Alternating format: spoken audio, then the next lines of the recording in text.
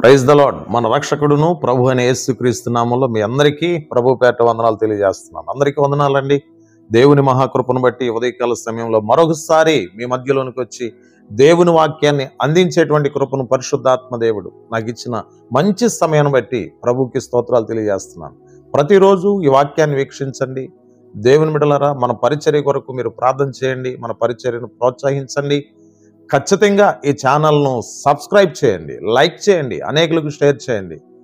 ఈ పరిచర్యను ప్రోత్సహించండి. ఖచ్చితంగా పరిశుద్ధాత్మ దేవుడు మిమ్మల్ని ఆశీర్వదించాలని మీ కొరకు మేము ప్రార్థన చేస్తాం. ఈరోజు దేవుని వాక్యంలో నుండి కొన్ని విషయాలు మనం జ్ఞాపకం చేసుకుందాం.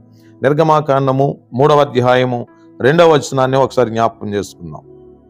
ఒక పొద నడిమిని అగ్ని జ్వాలలలో యెహోవా దూత అతనికి ప్రత్యక్షమయ్యను.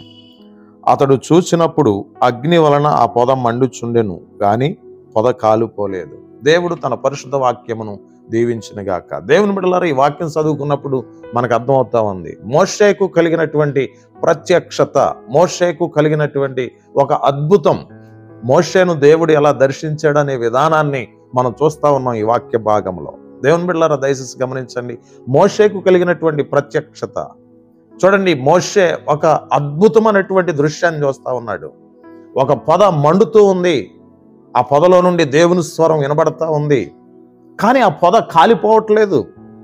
ఆ పొద మండుతూనే ఉంది. దేవుని బిడ్డలారా, అటువంటి వింతను, అటువంటి ఆశ్చర్యమును, అటువంటి అద్భుతాన్ని మోషే గమనించగలిగాడు. మోషే ఆ ప్రత్యక్షతను పొందుకోగలిగాడు. దేవుని బిడ్డలారా, గమనించండి. ఈరోజు మండాలి, మన జీవితంలో మండించబడాలి. మనం మండాలి, అనేకులను మండించాలి. దేని విషయంలో తెలుసా? వాక్య జీవితం విషయంలో, ఆత్మీయ జీవితం విషయంలో, ప్రార్థనా జీవితం విషయంలో, దేవునిలో ఎదుగుదల విషయంలో కూడా మనం ఏం చేయాలంటే మండించబడుతూ ఉండాలి. దేని చేత తెలుసండి? పరిశుద్ధాత్మ చేత మనం మండించబడతా ఉండాలి. వాక్యం చేత మనం మండించబడతా ఉండాలి. ప్రార్థన చేత మనం మండించబడతా ఉండాలి. మనలోనికి ఏం రావాలి తెలుసా? ఉద్యోగం అనేది రావాలి. దేవుని బిడ్డలారా, నిరుత్సాహ స్థితిలో మనం ఉండకూడదు. ఈరోజు ఆత్మీయ జీవితంలో నువ్వు ఎదగాలని ఆశపడుతున్నావా? పరిశుద్ధాత్మను పొందుకోవాలని ఆశపడుతున్నావా? వాక్యానుసారంగా జీవించాలని ఆశపడుతున్నావా? దేవునికి ఇష్టమైన రీతిలో నువ్వు బ్రతకాలని ఆశపడుతున్నావా? నువ్వు ఆశపడగలిగితే గాక దేవుని వద్దకు రా. ఖచ్చితంగా పరిశుద్ధాత్మ దేవుడు నిన్ను మండిస్తాడు. మోషే ఆ ప్రత్యక్షతను చూస్తా ఉన్నాడు. పొద మండుతుంది, కానీ అది కాలిపోవట్లేదు. అది ఒక అద్భుతం.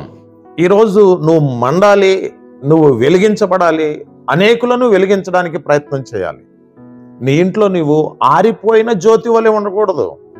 ఆరిపోయిన క్యాండిల్ వలె ఉండకూడదు. ఆరిపోయినటువంటి క్యాండిల్ దేనికి ఉపయోగం కాదండి, ఎవ్వరికి ఉపయోగం కాదు. అది ఎలుగుచున్న జ్యోతి వలె, అంటే ఎలుగుచున్న క్యాండిల్ వలె నువ్వు ఉండగలిగితే గాక నీ ఇంటికి ఉపయోగం, నీ ఇంటి వారికి ఉపయోగం, నీ కుటుంబానికి ఉపయోగం. దేవుడు చెప్పేది అదే.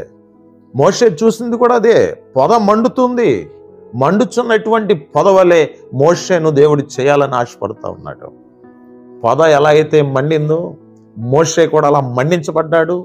బంధించబడిన ఇశ్రాయేలీల జనాంగాన్ని ఐగుప్తులో నుండి దేవుని మహాకృప చేత, దేవుని వాగ్దానం చేత బయటికి తీసుకురాగలిగాడు. దేవుని బిడ్డలారా, ఈరోజు వాక్యం వింటున్నావు కదా.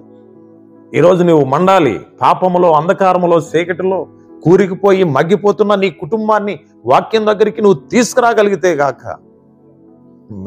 నిండైన దీవెనలతో పరిశుద్ధాత్మ దేవుడు నిన్ను నింపి ముందుకు నడిపిస్తాడు. ఈరోజు వాక్యం వింటున్నావు కదా సహోదరి.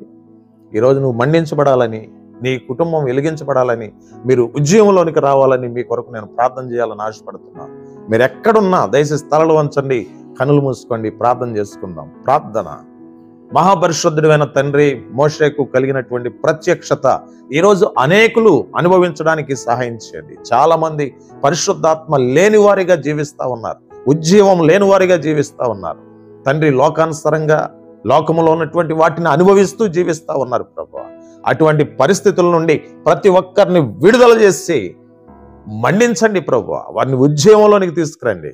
ప్రతి ఒక్కరిని స్వస్థపరచండి, బలపరచండి, అభిషేకించండి. నీ ప్రత్యక్షతలు వారు పొందుకున్నట్లు సహాయం చేయండి. ఎవరైతే చల్లారిపోయి ఉన్నారో నాయన, ప్రతి ఒక్కరిని వెలిగించండి నాయన. ప్రతి ఒక్కరి జీవితంలో ఉజ్జీవాన్ని రగిలింప చేయండి నాయన. ఈ సేవకుని యొక్క ప్రార్థన అంగీకరించి మా బిడ్డలందరి జీవితాల్లో అద్భుతం చేసి సహాయం చేసి నడిపించమని యేసు నామములో ప్రార్థిస్తున్నాం తండ్రి. ఆమేన్. God bless you all. ప్రభు మిమ్మల్ని దీవించును గాక. ఆమేన్.